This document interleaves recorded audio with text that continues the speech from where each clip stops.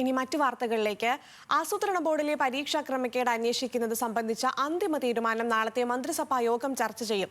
നിയമോപദേശത്തിന്റെ അടിസ്ഥാനത്തിൽ ആഭ്യന്തര വകുപ്പ് തയ്യാറാക്കിയ വസ്തുതാ റിപ്പോർട്ട് മന്ത്രി രമേശ് ചെന്നിത്തല മുഖ്യമന്ത്രി വി ഡി സതീശന് കൈമാറും. മന്ത്രിസഭാ റിപ്പോർട്ട് അംഗീകരിക്കുന്നതോടെ മുഖ്യമന്ത്രി അന്വേഷണം പ്രഖ്യാപിക്കും. അതേസമയം പരീക്ഷാ അട്ടിമറിയിൽ PSCയുടെ ആഭ്യന്തര വിജിലൻസ് അന്വേഷണം ഇന്ന് പുനരാരംഭിക്കും.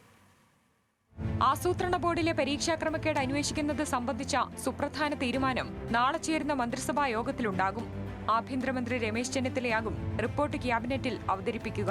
ഉദ്യോഗാർത്ഥികളിൽ നിന്ന് ലഭിച്ച 14 പരാതികളുടെ അടിസ്ഥാനത്തിൽ അന്വേഷണത്തിന് അനുമതി തേടി വിജിലൻസ് മേധാവി മനോജ് എബ്രഹാം സർക്കാരിന് ഇതിനോടകം കത്ത് നൽകിയിട്ടുണ്ട്. എന്നാൽ നിയമനങ്ങൾക്ക് പിന്നിൽ വെറുമൊരു അഴിമതി മാത്രമല്ല, കൃത്യമായ ക്രിമിനൽ ഗൂഢാലോചനയുണ്ടെന്നാണ് രഹസ്യാന്വേഷണ വിഭാഗത്തിന്റെ റിപ്പോർട്ട്.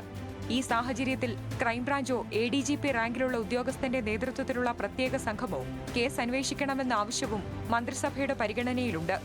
ഇതിനിടെ പരീക്ഷാ അട്ടിമറിയിൽ PSC ആഭ്യന്തര വിജിലൻസ് സംഘം ഇന്ന് അന്വേഷണം പുനരാരംഭിക്കും. വിജിലൻസ് SP സിനി F ഡെന്നിസിന്റെ നേതൃത്വത്തിലാണ് അന്വേഷണം നടക്കുക. നേരത്തെ SPയുടെ നേതൃത്വത്തിൽ അന്വേഷണം തുടങ്ങിയിരുന്നെങ്കിലും PSC ചെയർമാൻ MR ബൈജു നേരിട്ടിടപെട്ട് അത് മരവിപ്പിക്കുകയായിരുന്നു. പകരം പരീക്ഷാ കൺട്രോളർക്ക് ചുമതല കൈമാറി. എന്നാൽ കമ്മീഷനിൽ ചർച്ച ചെയ്യാതെയുള്ള ചെയർമാന്റെ നടപടിക്കെതിരെ കഴിഞ്ഞ PSC യോഗത്തിൽ അംഗങ്ങൾ രൂക്ഷ വിമർശനമുയർത്തിയതോടെ അന്വേഷണ ചുമതല വീണ്ടും SPക്ക് തന്നെ തിരികെ നൽകി. ആസൂത്രണ ബോർഡിലെ chief industrial and infrastructure, planning coordination, chief planning തുടങ്ങിയ ഉന്നത തസ്തികകളിലേക്ക് നടത്തിയ പൊതുപരീക്ഷയിലാണ് വൻ ക്രമക്കേട് കണ്ടെത്തിയത്. 100 മാർക്കിനുള്ള പരീക്ഷയിൽ 58 മാർക്കിനും മൂല്യനിർണ്ണയം നടത്തിയില്ല.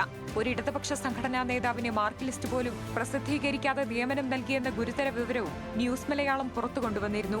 യാതൊരു സുരക്ഷാ പരിശോധനയും ഇല്ലാത്ത ഓൺ സ്ക്രീൻ മാർക്കിംഗ് സംവിധാനം വഴിയാണ് 228 ഉദ്യോഗാർത്ഥികളുടെയും ഉത്തരക്കടലാസുകൾ പരിശോധിച്ചതെന്ന് വിജിലൻസ് SPയുടെ പ്രാഥമിക അന്വേഷണത്തിൽ കണ്ടെത്തിയതിന് പിന്നാലെയാണ് അന്വേഷണ ചുമതലയിൽ നിന്നും SPയെ മാറ്റിക്കൊണ്ടുള്ള ചെയർമാന്റെ വിവാദ ഉത്തരവിറങ്ങിയത്.